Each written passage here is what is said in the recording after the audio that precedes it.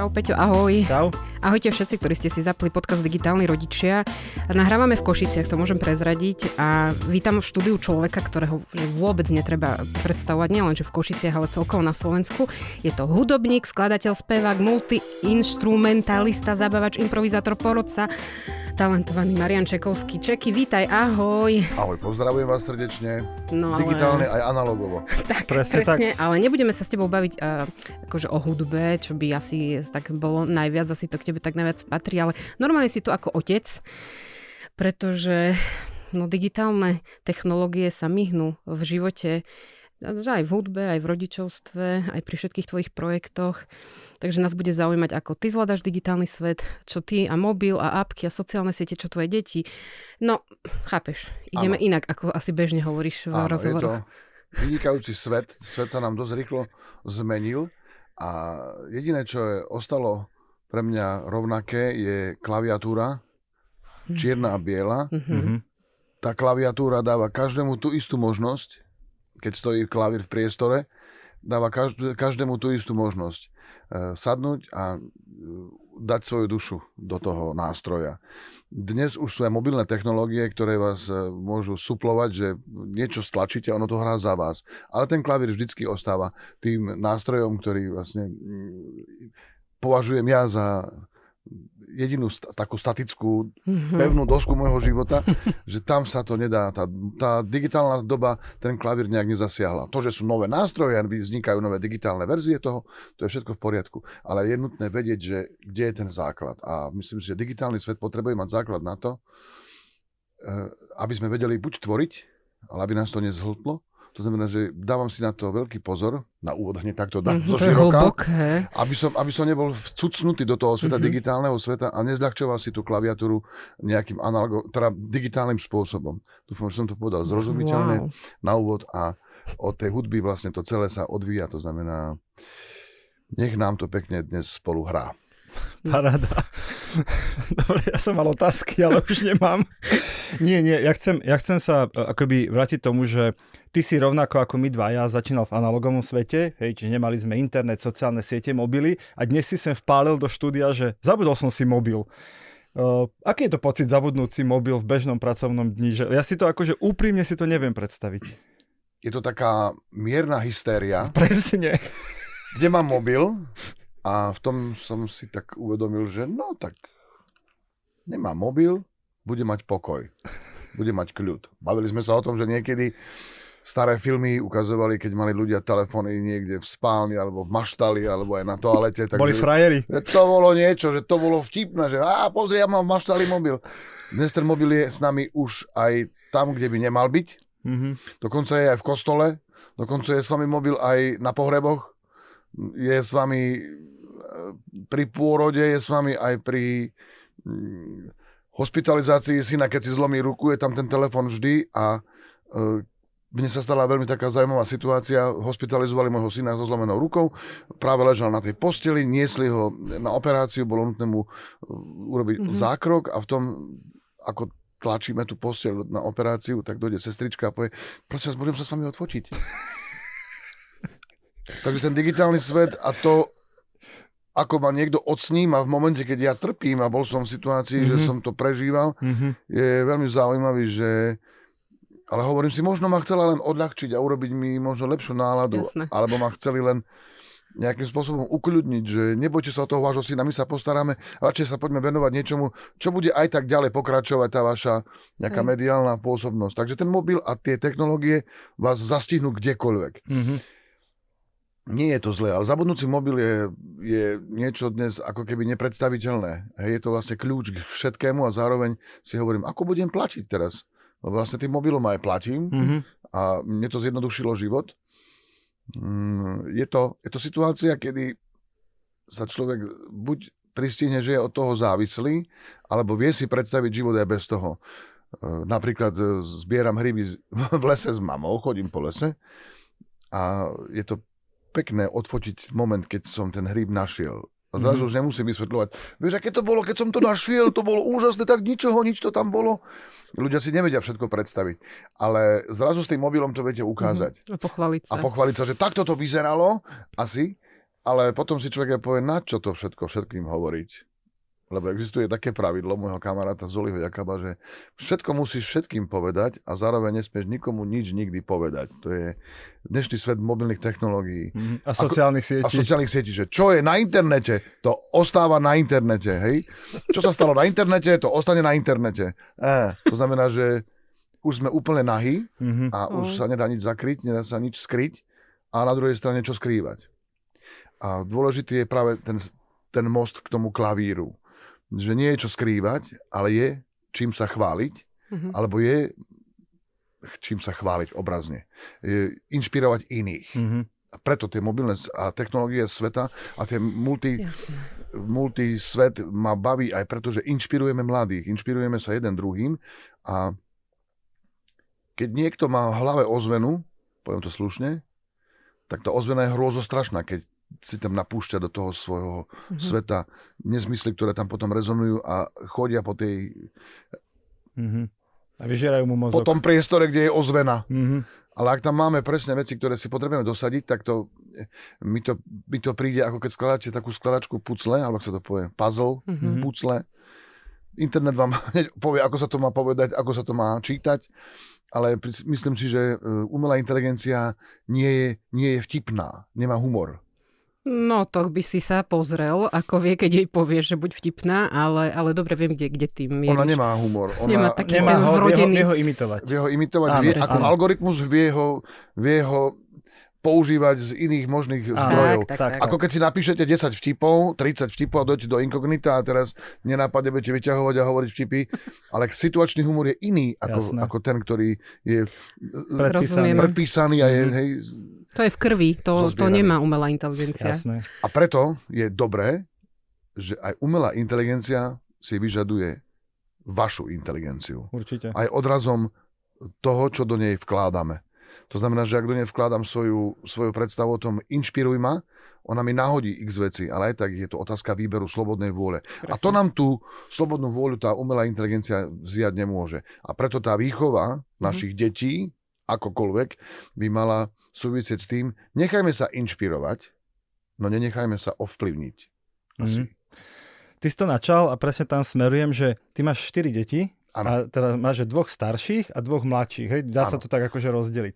2 dcery, 2 synov. Jasné. No ale teraz ten vek je dôležitý, lebo jedni majú cez 20 a tí druhí majú do 10, hej? Že tak to veľmi chcem tak akože korektne iba tak naznačiť. Čiže tí jedni vyrastali v dobe, keď boli maximálne nejaké tlačítkové telefóny, sociálne siete. Dievčatá vyrastali offline trošku? Tesne ich to lízlo, tablety boli ešte také hrubé? Presne. A títo majú už takéto tenké tablety. A že či ty vidíš, lebo ty vieš úplne, že na sebe ako otec porovnať výchovu dnešných 20-tníkov a dnešných 10-ročných, že či sa tých 10 rokov toho toľko zmenilo a čo je dnes iné, ako keď si vychovával tú prvú dvojicu? Prvá dvojica bola takisto veľmi očarená možnosťami, ako sa dajú meniť tváre na tých aplikáciách, ako to nás to rozosmievalo, ako nás to zabávalo. Čiže tie filtre všetky rôzne. Áno, hrali vtedy takú hru, volalo sa to, že Sims, v tom čase to bolo. Tvorili si svet vlastný. Vlastne to sa už rysovalo, že zabávať sa, hrať sa, dať ten dopamín tomu mozgu a nájsť spôsob predstaviť si. Ale museli sa naučiť bicyklovať, tak či tak. To nebolo možné urobiť v hre. Jasné. Museli sa naučiť pozdraviť, museli sa naučiť vedieť si ustlať posteľ a odložiť chlieb, aby nestvrdol. A museli sa naučiť aj, že tie mobilné, teda nielen mobilné, v tom čase aj tie počítače a to všetko, tie digitálne prostriedky nám istým spôsobom uľahčovali niektoré veci a aj nás naučili, že nie všetko je tak dôležité. Hej, že nie všetko to, čo my potrebujeme v našom živote, sa dá v tom hmotnom svete zabezpečiť a v tých hrách si to viete splniť. Urobím si dom, postavím si tam to, budem to mať takto a tak ďalej. Títo mladší zase majú všetky tieto Minecraftové nezmysly s Robloxami. Mal som na to obrovskú zlosť, lebo som čítal veľa informácií a to je presne to. Čítal som, dozvedel som sa. Prišla ku mne informácia. Keď som bol malý chlapec, potreboval som sa dostať k pesničke, ktorú som miloval, tak som musel nájsť discjockeya, ktorý ju mal, otravovať ho 3 týždne, aby mi tú pesničku nahral, lebo som chcel počúvať. Boli tam dáta, vibrácia hudby, boli tam rezonancie, bola tam frekvencia, ktorú som chcel dookola počúvať. Nevedel som prečo. tak som si tú pesničku musel nájsť a všetko preto urobiť, aby som ju mal. Dnes je kľúč inak. Dnes tej hudby na vás padá z každého možného nosiča, z čohokoľvek na vás padá x milión hudby, ale neviete si vybrať. To je dosť zaujímavá situácia, že vtedy som vedel, čo chcem a teraz si musím vedieť, si to aj vážiť a teraz si musím vybrať, čo nechcem.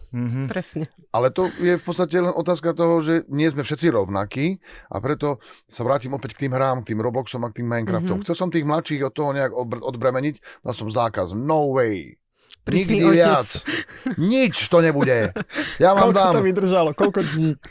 Pokiaľ nedošiel môj syn starší a hovorí, že tatko, že chcem sa naučiť Chopina, lebo v tej hre, kde som sa hral, je nádherná hudba. A ja hovorím, Vie, jak na teba. Zlomil ťa. Musím cúvnuť. Tak som sa to naučil hrať s nimi. Gratulujem. Začal som to hrať aj ja s nimi, Wow. tak som sa zistil, že no ukážte mi, o čo tu vlastne ide. Dobre, ty budeš tento, ja budem tento a teraz budeme tam a vlastne som zistil, že v tom ich virtuálnom, digitálnom svete majú oni svojich priateľov, svojich bratrancov, svojich spolužiakov a tak ďalej. Ten mladší, ten samozrejme, ten nechcel byť nikdy v závese, tak ten sa do toho buď to kázil, alebo všetkých tam skipol a robil im zle cirkus, len preto, aby zaujal.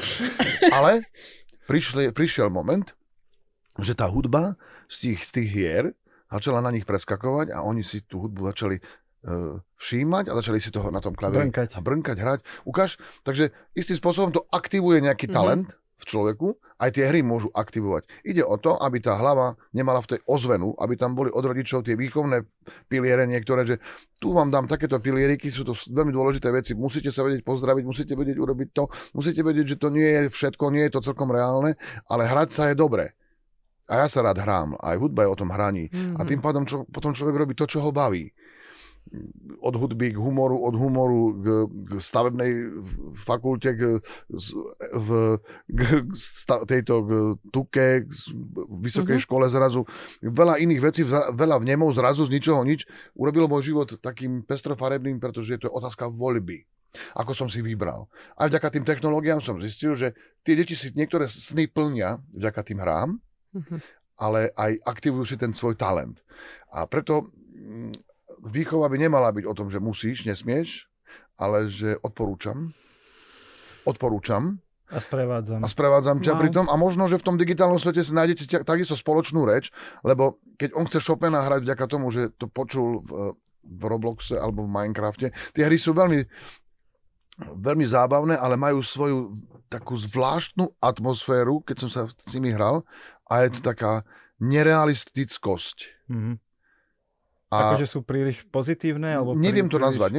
Je to pre mňa nová emócia, ktorú by som nerad nazýval, lebo nechcem kaziť nikomu tú verziu toho, že hrať sa je dobre či zlé, ale hrajte sa to s deťmi. Nech vám o tom rozprávajú oni, že v tej hre je to zábavné.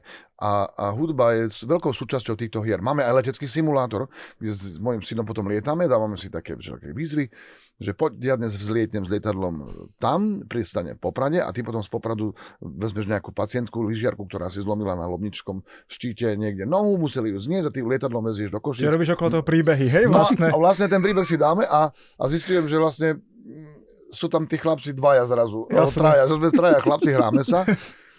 No, lebo ten svet týchto technológií nás odbrebeňuje hrať sa na niečo a nutí nás byť tým, kým si.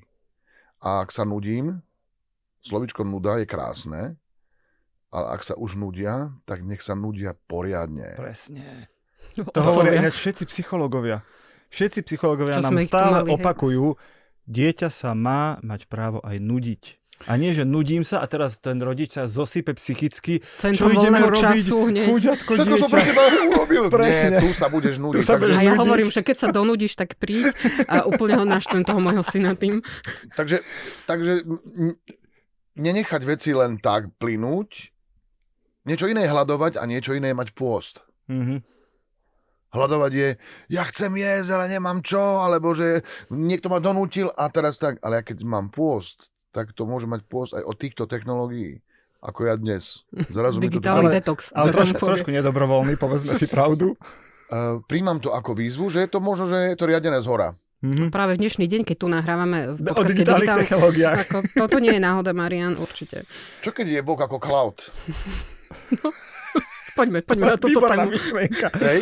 Že my vlastne všetko sťahujeme z cloudu. Wow. Odniekaď dostávame informácie z cloudu a stvoriteľ je totálny majiteľ všetkého toho. Boh je všetko, obrazne povedané, ale pre mňa to také dáva nejaký zmysel. A cloud je presne to, že ja si niektoré reklamy už nepúšťam do hlavy.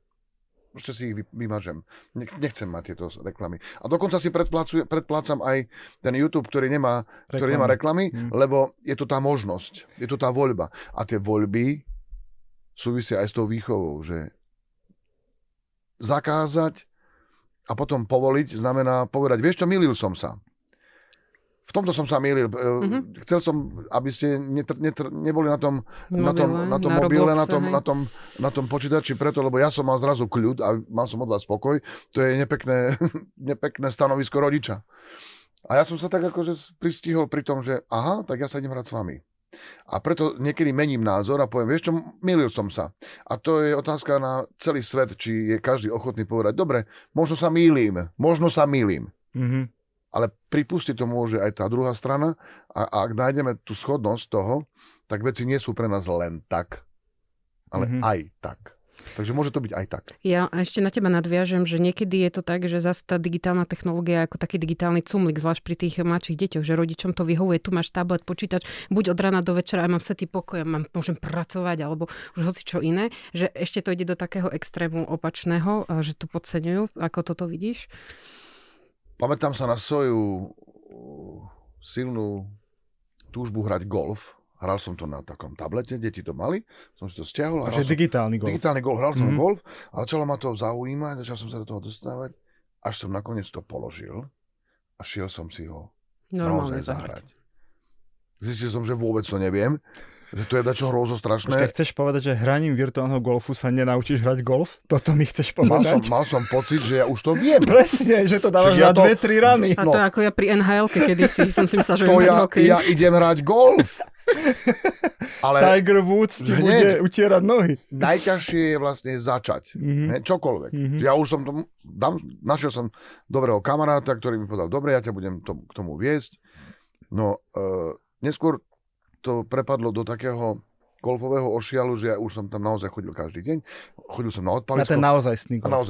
Šlo mi to naozaj, potom mi to šlo ešte lepšie, potom došiel tlak, že ideme hrať nejaký turnaj, lopta lietala do bufetu po ľuďoch, takže si hovorím, že pod tým tlakom zrazu človek inak funguje.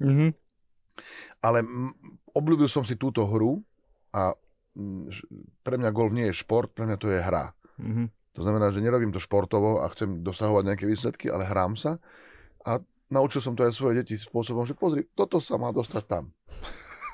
A toto tam, a toto tam, a ak ti to pôjde... To je výborné vysvetlenie pravidiel golfu vlastne za mňa. To zjednodušovanie, mobilný, teda tento svet technológií nám zjednodušuje niektoré veci, ktoré niekto vysvetľuje veľmi komplikovane. Ako keď som bol ja na vysokej škole, zrazu som sa tam ocitol, ja hlupák, že som nevedel ani meké foil, si hovorím, čo ja s matematikou. Zrazu došla pani, ktorá mi povedala, pán Čekovský, to nie je až tak ťažké. Akurát si len poďme uzrejmiť niektoré veci, ktoré možno vám niekto v detstve zle vysvetlil. Bolo vám to možno, že zle vysvetlené a ja ako tvrdohlavec, nie, ja sa nebudem nič učiť. A zrazu mi to bolo vysvetlené a hovorím si, aha. Až sa bojím niektorých vecí, že vďaka niektorým zlým pochopeným údajom v detstve som sa dostal v niektorých veciach oveľa ďalej, lebo som si myslel, že je to ťažké a komplikované. Nie, ono to je veľmi jednoduché, akurát treba nájsť ľudí, ktorí vám tie veci vysvetlia s láskou, alebo na niektoré veci potrebujete iný čas, iná doba. Inak sa to niektorí chápu hneď. Časopriestor, doslova. Niekto chápe hneď, niekto nechápe vôbec. Ja nedokážem učiť hudbu, lebo ako to, že to nevieš? Tebe je to hneď jasné. Ale mne to je jasné inak. Ja tú hudbu mám niekde inde uloženú. Niekto ju má v notách, niekto vie prečítať, ale je to dôležité, že aj Chopin tú svoju skladbu počul v svojej hlave a tak ju nejak dal. A Beethoven, ktorý bol hluchý a ktorý dokázal napísať najkrajšiu symfóniu a nepočul ju nikdy. On ju musel počuť v hlave.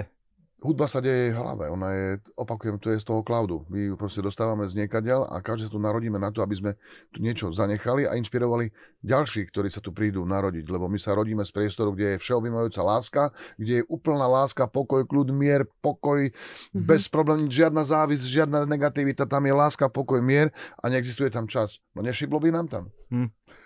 My sa musíme dojsť sem pozrieť, naučiť sa niečo nové, trošku sa oťukať, dojsť si toto niečo pozrieť, zistiť, čo je smútok, aby sme si potom plač, vážili. a potom tam v tom kľude povieš, že konečne. Chcem ešte ísť na tú planetu, na tú Zem. Idem. Ja sa chcem ešte vrátiť tomu, že ty si vlastne mal historicky rôzne relácie s deťmi, hej, že mal si Táraninky, Čekyho labák, máš teraz, mal si rôzne s mladými v Superstar. Áno, Superstar a tak. A že či aj tam vnímaš, keď sa rozprávaš s dnešnými deckami, a to je jedno, či majú 5, 6 alebo 12, 15 rokov, a keď si, však ty to robíš dlho, nie aj tie relácie s tými Táraninkami si robil dlho, že či vnímaš, že dnes už tie debaty sa tiež viacej točia presne o týchto Minecraftoch, Robloxoch, technológiách, sociálnych sieťach, Instagramoch, a vtedy to ešte bolo také tie autičká, barbíny a podobne. Hračky sa menia. Menia sa len na oko. Človeče, nehnevaj sa, ostáva človeče, nehnevaj sa aj v digitálnej podobe, aj v tej analogovej. Vždy sa budeme hnevať. Karty, žoliky hrám s mojou mamou dlhé hodiny, je to pre nás veľká zábava, milujem to hrať s ňou, lebo tam plynie nejak čas, hráme sa. Môže to byť aj virtuálny žolík, môže to byť aj taký, ale existujú tie podoby toho, ktoré si môžeme zvoliť. Ale tie nové deti, teraz keď sa s nimi rozprávam a prídem na nejakú akciu, sú tam deti, tak sa ich spýtam, hráte Roblox? A oni na mňa, jasné. No, a teraz sa s nimi o tom rozprávam. A zrazu máme, to, že viem ako na nich, znamená, že viem, v akom operačnom systéme fungujú. Keď sme boli malé deti, my fungovali sme v nejakom operačnom BMX, RMX, jasné, to bol C-čka, základ. Jasné. C-čka, a keď som o nich prišiel, tak som došiel domov, ako keď prehráte vo virtuálnom kasíne niečo, tak som prehral C-čka, tak som došiel domov a bolo mi blbo. Rovnako ako aj teraz. Presne. Hej? Ale to je o tom, že chcieť sa hrať. A tie deti komunikujú na tej istej úrovni, aká je ich duša. Tá duša je krásna, oni sa chcú zabávať a chcú spoznávať. A spoznávajú skrze ten svet tých technológií všeličo. Spoznávajú aj negativitu, spoznávajú aj pozitivitu a hlavne ten priestor je zaplavený všeličím. Je to proste tok informácií, ktoré im niektoré sú úplne k ničomu. Preto rodič je na to, aby povedal, toto ti je na nič, toto nepotrebuješ. A prečo? Zistí sám. Ale ako náhle začnem hovoriť nesmieš, tak oni začnú, že ja chcem. Zakázané ovocie najviac chutí, vieš. Aj podľa seba to viem, lebo ja som bol tiež toto decko. Nesmieš? No určite nesmiem. Ti ukážem. Až som zistil, že fakt mali pravdu, ale... Ale spôsob, akým si sa to dozvedel, nebol šťastný. No, bolelo to.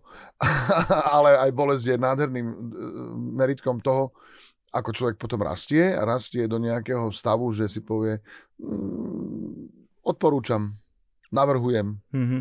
Nie, musíš, nesmieš, dávaj. Alebo poďme spolu vyskúšať. Zlyhávam veľakrát aj ako rodič, nie som ten najlepší rodič na svete, viem, občas si potom aj bijem hlavu o stenu, že mohol som to aj inak, ale tie deti vám to vždy odpustia, lebo vás milujú, vy ich milujete tiež a oni to cítia. A to sa oklamať nedá, to sa softverom nahradiť tiež nedá. A oni to tak nejak deti vnímajú, aj keď boli tie Táraninky pred 20 rokmi, tak dnes idem po meste a zrazu dojde taký chlapec 2-metrový. Čau, Čeky, pamätáš si ma, to som ja samo. Som mal 3 roky. Som mal 4 roky, som bol teba v Táraninkách. Ahoj. A to jasne poznám. Jasné, ale potom zapnem software a je dôležité trénovať tú svoju myseľ a dať si námahu.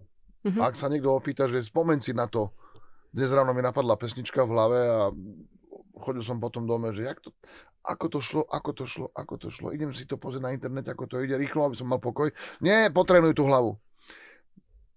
Nakoniec som šiel k internetu, tak som si to našiel, ale dal som tomu šancu, že čo keď náhodou to príde. A ako náhle už dáte hlave ten príkaz, mám blízko riešenie, tak tá hlava začne súťažiť s možnosťou, že to ja viem nájsť. A je to veľmi vtipné si to všímať, že aj toho som súčasťou ja. No a vlastne aj na tých školách dnes mladí ľudia, či už aj v Superstar a v čomkoľvek, zrazu majú možnosti oveľa viac nájsť seba v v hudbe, nájsť v seba v hre, nájsť v seba vo vedomostiach a tých vedomostí je dnes tak veľa, že je to všetko veľmi relatívne. Ten Einstein asi s tým rátal, že aj keby ste vedeli všetky informácie sveta, jedného dňa ich treba odložiť a povedať si, ja idem sa len dobre cítiť, lebo čím je človek múdrejší, tým je smutnejší, mám pocit. Dobre, a môžeme ísť ešte k tej tretej časti o tebe, a to je, že ty sám si vlastne súčasťou sociálnych sietí, si súčasťou médií, ty si vlastne tvorca obsahu. Ja samozrejme, že ty si taký pre mňa ten pozitívny, že buď šíriš humor, alebo šíriš hudbu, alebo šíriš nejakým spôsobom Content. Pozitívny obsah, presne tak, že uvedomíš si aj túto svoju stránku, že ja som spolu zodpovedný za to, čo tí ľudia pozerajú, počúvajú, ako formujeme možno aj tie dnešné deti. Prvýkrát v živote prišiel Pišta Lakatoš, ktorý neexistoval, ešte nebol namaľovaný. Teraz už je namaľovaný a v podstate som zistil, že Pišta nikdy nehreší, nikdy nenadáva, nerobí negativitu a vníma svet takým tým svojim naivným spôsobom. Jakub Kroner, môj dobrý kamarát, ma spoznal, keď mal asi 14 rokov a bol ešte na základnej škole a jemu sa to veľmi páčilo, lebo sa to objavovalo, že mám kamaráta, čo robí na Štrbskej preso a krovky a všetko a tam. Bratn, poď na kam. Ja som to zažil v živote, ja som to naozaj zažíval spolužiakov, ktorí boli z rôznych kútov Slovenska, ale hlavne Košičtina mi bola veľmi milá, lebo tu sa rozprávalo špeciálne. Mám pre teba taký šéf, že opadne, že... Zvuky. A vlastne aj hudba je zvuk, to je proste vibrácia a aj reč je vlastne istým spôsobom hudba. Keď niekto pekne rozpráva, je to naozaj pekná hudba. Si poviete, wow, to je nádherná hudba, keď niekto hovorí, keď hovoril pán Machata alebo pán Kroner. Vrátim sa k Jakubovi. Jakub ma spoznal skrze tie videá, tá prvá Tatranská, toto všetko tie kamzíky a všetko toto. A vlastne som zistil, že ako influencer začínam ľudí baviť. Začalo to byť zábavné, potom vznikol Pišta Lakatoš, on ho namaľoval, poslal mi to ešte v inej podobe, ako sa to dalo. Videl som prvýkrát namaľovaného Pištu, hovorím, že čak to je on. Vlastne mu dal podobu a vznikla nejaká alter ego podoba mňa, dodnes existujúceho Pištu Lakatoša, ktorý má x milión videní, nepotrebuje s nikým súťažiť, nepotrebuje byť nikde existovať. On bude existovať navždy ako virtuálny influencer, ktorý tu bol ako medzi prvými influencermi, ktorý proste rozprával, že poď sem, mám pre teba môj zlatý. U Pištu Lakatoša bola vždy rodina na prvom mieste, priatelia, hudba, zábava. Šíril si hodnoty trošku vlastne. biznis. Originál, taký bizmis, a nie tak biznis, jak bizmis, lebo to som počul prvýkrát v živote, že chlapci, bizmis je bizmis. A vtedy si hovorím, že ja tieto veci musím zbierať. Musím ich dávať tam a vlastne ostane to, že vlastne ten vtip je vlastne, ten situačný humor je zozbieranie tých skúseností, ktoré som nazbieral. Čo samozrejme aj vymyslím občas, pod na Štrbské preso, no a už to začalo byť kultové a hovorím si, že asi je tu tá moja úloha na tomto svete aj tá, aby som ľudí zabával a istým spôsobom cez ten humor šíril radosť z toho života a nekomplikovať si ho za každú cenu tým, že ja som ten čo znamená. Nie, všetci jedného dňa končíme. Pre nás to tu proste končí jedného dňa tak, ako tá spravodlivosť je geniálna. Ale opakujem, Pišta Lakatoš nenadáva, nehreší, nenúti ľudí byť negatívnymi a nenúti ľudí nenúti by ich súťažiť jeden pred druhým, kto je lepší a doťahovať sa. A tá pointa toho môjho vstupu na internet a vstupu do toho, aby som istým spôsobom tiež pôsobil ako nejaký mienkotvorný, nechcem to nazvať, že učiteľ, ale šíriteľ obsahu, ale snažím sa, aby aj tí mladí, aj tí starí toho Pištu, obrazne povedané Pištu Lakatoša, vnímali ako sprievodcu od naozaj mladého veku, keď Pišta vzniklo pred naozaj 20 rokmi, až do dnes, kedy vlastne je tiež len priateľom všetkých tých, ktorí majú radi niečo a vážia si.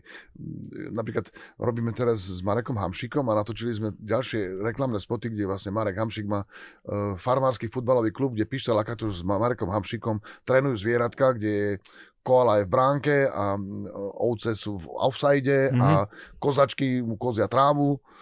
No, vymysleli sme si vtipy, ktoré súvisia aj pre súvisia aj s deťmi a súvisia aj s dospelými a vlastne vnášajú do toho nášho života ľahkosť. A myslím si, že aj content všetkých influencerov na svete by mal byť o tom, aby ľudí inšpirovali, motivovali.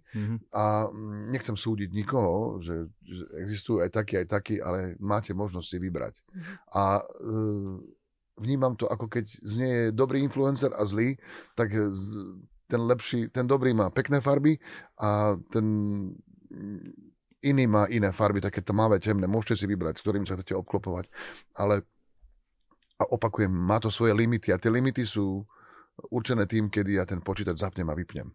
Hej. Ja vravím deťom, že veď môžeš dať pauzu v tom filme, tá sloboda, že ten film ťa tam počká na tom Netflixe, HBO alebo neviem kde, že my sme toto nezažili, naša éra a to, že ty nemusíš mať nie všetko, lebo sme tak zvyknutí, ale daj si odstup a vyber si, kedy je ten čas a čomu ho chceš venovať, kde tá pozornosť pôjde. A aj komu? Akému obsahu? Komu, presne. Celý čas toto tu hovoríš a prizvukuješ a normálne to z teba cítim. Ja tu mám dokonca niekde medzi prvými otázkami, že či zvykneš dudrať a hundrať na digitálnu dobu, ale keď ťa počúvam, tak sa mi zdá, že ty si ju nejako prijal, s ňou žiješ, ešte hľadaš, čo ťa tam baví, ako byť blízky svojim deťom a deckom, ktoré stretávaš, že ty si presne ten typ človeka, ktorý to uchopil z tej dobrej strany a veľmi sa z toho teším, že toto tu počúvam. Je to zbraň. Je to zbraň. Vy môžete používať zbraň ako závodnú záležitosť, kde máte na konci terč a môžete povedať, idem trafiť do bodu, ktorý chcem trafiť, budem sa na to musieť sústrediť, musím sa nadýchnuť, vedieť s tým robiť. Ale niekto môže strieľať po ľuďoch. A to už je nezmysel. Tá zbraň zrazu je presne o tom, že internet môže slúžiť na to, aby sme niekomu škodili. Ale my nemáme záujem. Aj lukostreľba nemusí byť vždycky bezpečná, ale preto ju nemusíme zrušiť. Preto aj ten svet tých mobilných telefónov, opakujem, že je ako keby ste mali v ruke zbraň. A ako si uškodím alebo pomôžem, to je otázka rodičov, ktorým tú zbraň do ruky dajú, či už v 11 rokoch, alebo sa rozhodneme, že až po 16 rokoch. Deti naše vnímajú tie mobilné veci, vedia sa k ním dostať, ale majú presné limity, že od istého momentu to nie je možné mať v škole, do školy to nevezmeš, nebudeš to používať bez nás, nepôjde to mimo kontroly to nepôjde. Tak, nepôjde to bez limitu. Nech viem, čo to je. Musím to vedieť. A keď to viem, tak som si istý, že oni si samozrejme nájdú skulinku, ale chcem, aby o tom so mnou rozprávali a ak budú mať nejaký traumatizujúci zážitok, že vidia na tom internete to, čo sa dá dnes umelou inteligenciou nahradiť, odrezané hlavy, všetko možné. Je to zábava, ten počítač to dokáže urobiť. Tak si to predstavujme, že je to vlastne len zábava. Zábava do momentu, kedy si poviem, mám možnosť sa na to nepozerať a keď vidím, že je to nezmysel, zasmejem sa a nechám to odísť. Lebo to sú presne tie veci z cloudu, z toho horného cloudu, že na vás útočia aj veci, ktoré absolútne nepotrebujete, nie sú vám potrebné ich mať, ale už ak dojdú, na to je ten otec, mama, aby mu to povedali. Videl som niečo, čo ma rozrušilo. Videl som niečo, čo mi urobilo niečo s mojou dušou. Čo to je? Je to to. Dnes zoberieš umelú inteligenciu, dáš jej pokyn, aby z človeka sa stalo zviera. Pozri, takto, je to tu. Ale nech to nie je v reálnom svete. Lebo ak chceme imitovať potom my ten virtuálny svet a ten svet sa tam ženie, tak len preto, lebo nemá bezpečné brzdy. Otázka rodičovstva je o tom vedieť deťom povedať, máš aj brzdy a to, že sa rozbehneš veľmi rýchlo. Rátaj s tým, že ti tie brzdy môžu trošku prihorieť, takže to spolu zvládneme, ale brzdy. A to brzdenie hovorím na základe seba. Že a ja som istým spôsobom nepribrzdil a ak som nabil som si hubu, tak to trošku bolelo, ale dnes už neprikazujem, že smieš, nesmieš, rozmysli si to. A aj vydieram deti, vydieram ich tým, že chceš niečo? Áno. Dobre. Chcel by si Robloxy tie peniaze v tej hre? Áno, chcel by som. Tak máš od babky našetrené. Daj sem tie peniaze. Dobre. Dal? A ja hovorím si, OK, tak chceš sa hrať. A pritom tie peniaze sú stále doma, ostanú v tej istej pokladničke, tam sú. Len som zistil, že sme použili... Ako veľmi to chce. A použili sme to, že dobre, tak niečo za niečo.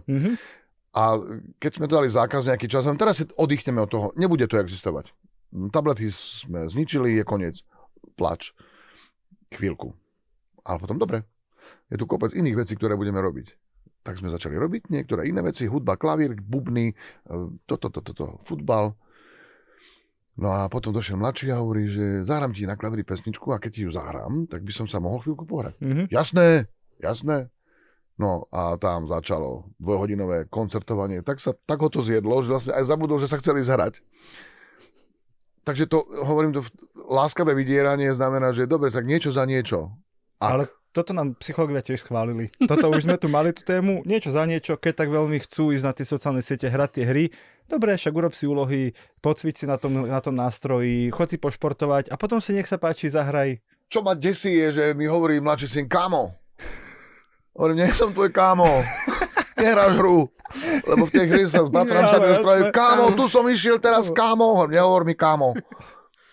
No ale ak vieme byť láskaví k sebe, tak vieme byť láskaví aj k ním a povedať im, že hrajme sa spolu a hrajme sa v priestore, ktorý spolu obývame. To znamená, že dali sme im možnosť hrať sa v kuchyni, kde sme všetci spolu, kde aj mama a ja sme to tam, sledujeme to a ak sa niečo deje a už počujeme, že ten ma zabil, koniec, stop. Alebo nadávky, alebo už... No, nadávkami sme prešli. No. A bolo to veľmi milé obdobie, lebo keď pozeráte na tú malú papuľku, jak tam vysvetľuje tie vybrané slova, ale no tak. Ale úžasné na tých deťoch je, že vedia ich použiť v ten moment, kedy to zrazu je naozaj pre nich kritické a hovorím si, tak to nemusíme hovoriť. A zrazu to zmizne. Ako náhle tomu nedávate pozornosť, tak to zmizne. V skrátke. Dnešná doba, digitálna doba, je o tom, že niekto žobroní o pozornosť. Influenceri žobronia o pozornosť. Ak vyťahnú realitu a vnesú ju do svojich videí, kde sú zábavní a rozprávajú, že aký je kto gáčo a aký kto je čo, je všetko v poriadku. Ale musí to byť plné lásky, pochopenia a nie výsmechu. Ten úmysel je dôležitý. A bez úmyslu to nejde. To znamená, že všetko musí mať ten úmysel. Preto ten Pišta Lakatoš mal úmysel nie zosmiešniť komunitu rómskych mojich kámošov, s ktorými hrávam celý život a inšpirujem sa hudbou, ktorú hrajú, lebo je úžasná. A keď vidím mladého rómskeho chlapca na ulici, ktorý žobre, poviem, dám ti, len mi teraz zaspievaj. A zrazu sme v inej hre. Už nie sme v hre, že niekto prosí o niečo mňa a ja sa mám lepšie. Nie je tam žiadna ľútosť, je tam súcit. A to je ten veľký problém dnešného sveta. Že ak niekto niekoho ľutuje, je to rozdiel, ako keď niekto s niekým súcití. A veľký pozor na to, kam sa vďaka svojim videám človek dostane, lebo potom je zodpovedný za to, čo tí ľudia po ňom opakujú. Ak opakujú to, že zlatá reťaz je to najpodstatnejšie. A Pišta Lakatoš má tú zlatú reťaz, ale má na nej kríž. Takže ten život tých obyčajných ľudí by mal byť v podstate najzábavnejší pre nás, ale nezosmiešňovať ich a nedávať tomu, že sa niečomu vysmievam. Nie, len poukazujem, že najväčšia zábava pre mňa je pravda a obyčajný život. Keď vidím na dedine, jak sa rozprávajú dvaja ľudia a majú debatu o futbale a tá debata trvá 20 minút a ja tam sedím a pozerám sa ako na stand-up, lebo presne vidím, že ktoré prostriedky vyjadrovacie sa používajú, tak som inšpirovaný a viem to vyťažiť z toho. Ale ako náhle by som to chcel zosmiešňovať a povedať, že ja to nebudem s nimi žiť, lebo ja niekde inde. Nie je to verzia. Takže sme zodpovední za to, aká je vstupná hodnota toho, prečo ten content na tú obrovskú plochu toho internetu ja dávam. Čaky, mám taký návrh pre teba. Tu by sme to v najlepšom treba prespať, ako sa hovorí. Áno. Tu by som to uťal a nie, že by sme sa chceli úplne pozerať k tebe, ale už sme to pozvanie dostali. Takže navrhujem, že pokračujeme v tejto debate u teba v Checky Pointe v novembri. 26. novembra v stredu večer o 19. A milí priatelia, poslucháči, ja viem, že tam chodíte, lebo máte radi Chekyho, ale príďte aj tí, ktorí si chcete pozrieť a vypočuť nás, lebo budeme rozobrať podobné témy, ale v opačnom garde. Takže počuli ste ich. Sami sa pozvali, sami sa odpovedali. Sami si budú niesť následky. No, bojím sa už teraz. Nie je čo obáť. Checky Point je relácia, ktorú naozaj robím s mojimi priateľmi, ktorí mi pomáhajú. Sám by som nedokázal nič. Je to o tej spolupráci ľudí a vďaka ľuďom, ktorí vedľa mňa sú, ja môžem stáť v strede arény a nevedieť, čo mám hovoriť, ale z toho cloudu vám prídu vždy tie správne otázky, správne informácie a vynikajúci pocit na záver, lebo vy neviete, do čoho idete, ale na konci je z toho príjemný pocit.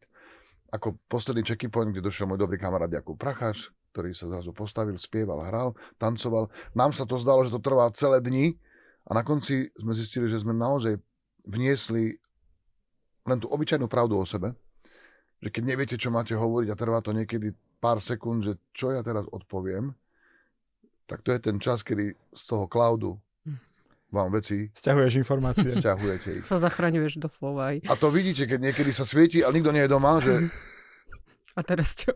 a teraz čo? Preto to veriaci, neveriaci je dnes Wi-Fi, ne-Wi-Fi. Tak to vnímam. Marian, si GOAT, tak ti poviem. Asi nejak inak to neviem ukončiť v tom najlepšom slova zmysle greatest of all time a sme radi, že si bol u nás, že si prijal pozvanie a Na záver, môžem sa mýliť. týmto to ukončujeme. Ďakujeme, že ste si to vypočuli doteraz a tešíme sa na vás na budúce. Ostaňte s nami, A digitálni ďakujeme. rodičia. Checky už prišiel a tešíme sa do Checky Pointu. Ďakujem aj ja a ste pozvaní všetci, ktorí nás sledujete. Budú to tam riadne bomby. Čaute. Neboj sa nič. Ahoj.